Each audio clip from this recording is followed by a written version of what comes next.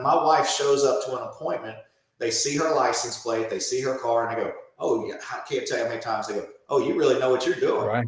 Immediately, and she's dressed to the nines. She's rolling up in a freaking red Porsche to her appointments, and they go, this girl knows what's up.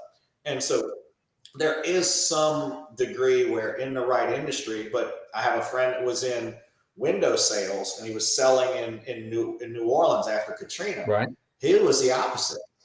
He said, Brandon, if I show up in your car, no one will buy from me. He drove an old Honda Civic for 15 years till it finally died with like 400,000 miles going to and from New Orleans. Because again, know your clients, know your clientele. He would, in his baseball cap, his polo shirt, very unassuming. He's now the president of Window World, my friend Jarrell. Wow. But he was their top salesman for years. I mean, he was to and from New Orleans 7 days a week. The dude worked nonstop.